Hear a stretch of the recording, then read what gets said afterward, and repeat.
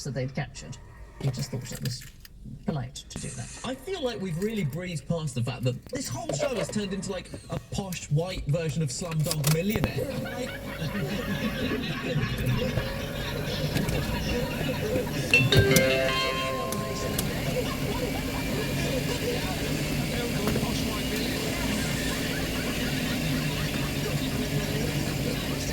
Navigation was incredibly basic, so it was too risky to surface with the periscope most of the time. And so the crew found their way hitchhike bumping along the bottom of the sea and trying to match the bumps with the contrails on the map. And ammunition was so limited, if you fired a torpedo and it missed its target and it floated in the water, somebody'd swim out and get it and bring it back.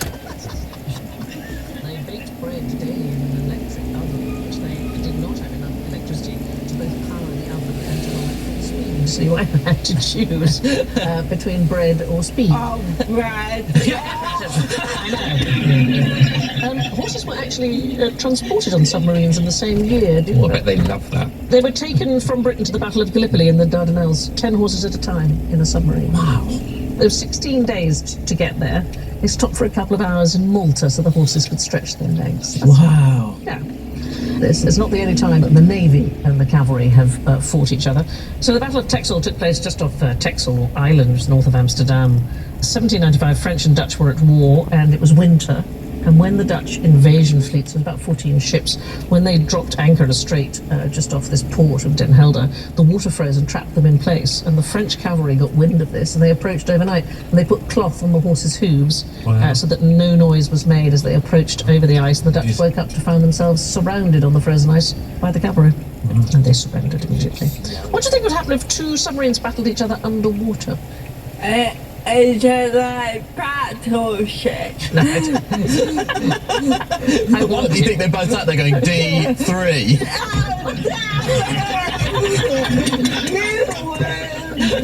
The real problem is, until recently, very hard to tell how deep the other sub is submerged because they're Really? it's You don't quite- know where it is? no, exactly, but it has happened. 1945, the British sub HMS Venturer met the U-864 off a Norwegian island, and they fired 6 torpedoes pretty much at random.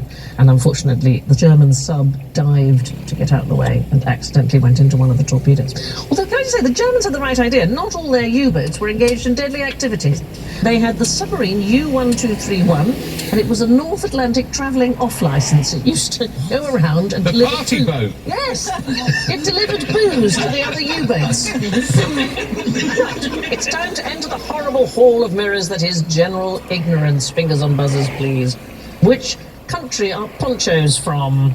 Mexico.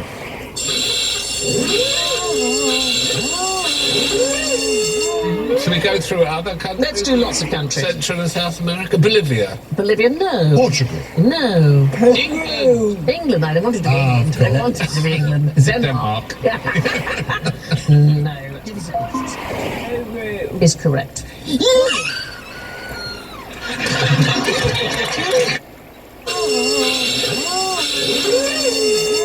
Should we go through other countries? Let's do lots of countries. Central and South America? Bolivia? Bolivia, no. Portugal. No. England? England, I wanted to be England. I wanted to be England. Denmark?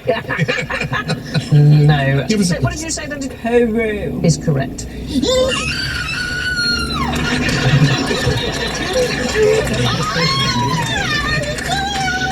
This is the greatest moment of my life.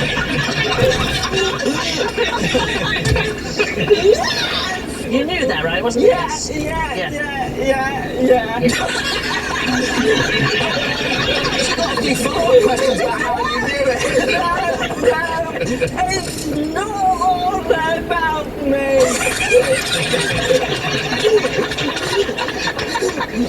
Lots of claims about who invented the poncho in the West. We're most associated with Mexico today. But the first came from Peru's Paracas Peninsula. You knew all this. Yeah. Yeah. I mean, I'm really bored.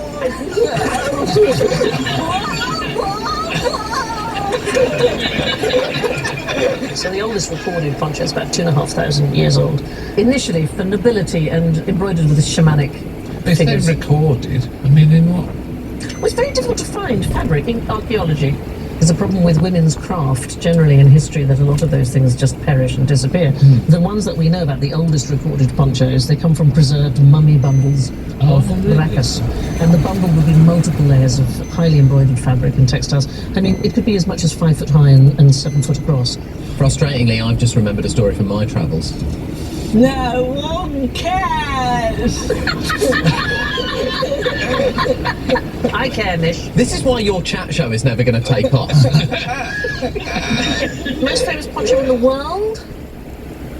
Clint Eastwood. Of course. Of course, for his spaghetti western trilogy. He's still... Lee, I've just remembered a story from my travels. No one cares. I care, Nish. This is why your chat show is never going to take off. Most famous poncho in the world? Clint Eastwood. Of course. Of course, for his spaghetti western trilogy.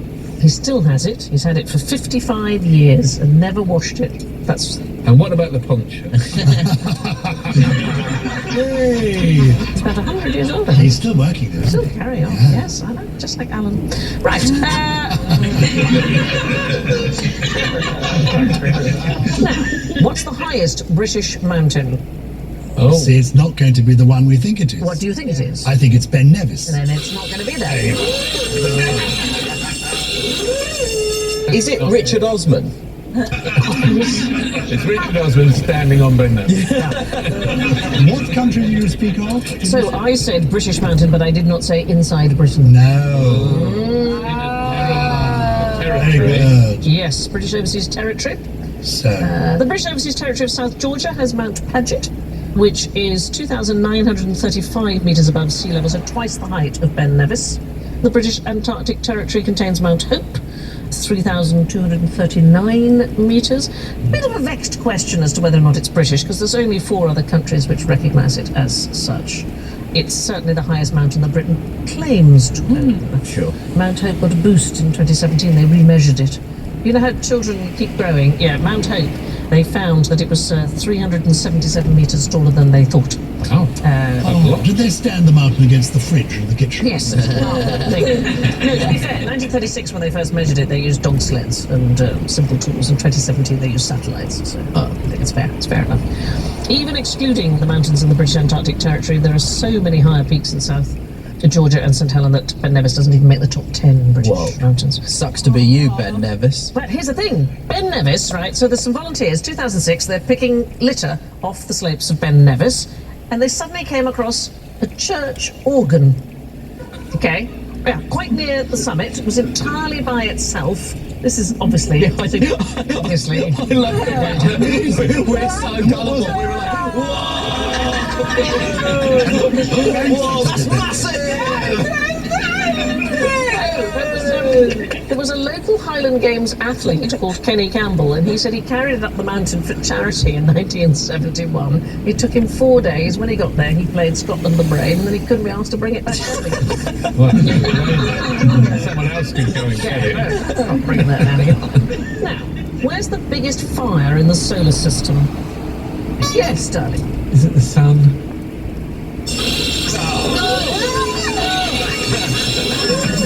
The sun isn't on fire. It's not on fire. The sun's not on fire. So what it does, every second it uses up 700 million tonnes of the hydrogen inside it in a reaction, which produces energy and light, but it's a nuclear reaction, not a chemical one, which is what fire is. And that applies to all the other stars that we can see too.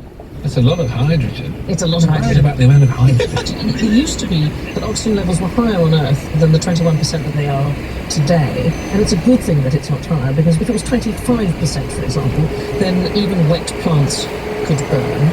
And so in the late Paleozoic era, the levels were 30 to 35%, and there were frequent catastrophic fires. So you don't want too much of it. But the reason that there seems to be, as far as we know, no fire in the solar system anywhere other than Earth, is that fire requires 3 things. It requires oxygen, it requires heat, and it requires something to burn. And there just isn't enough oxygen elsewhere. The only reason there's a meaningful amount of oxygen on Earth is photosynthesis, right? So there's no oxygen without life. So if there's no life elsewhere in the universe, there simply can't be any fire either. You seem to know a lot, Sandy. Can you tell us when is the world going to end? Tuesday. I mean, is there going to be a cataclysm? Possibly, darling, but in a million years. And I mean, you'll still be working, but I...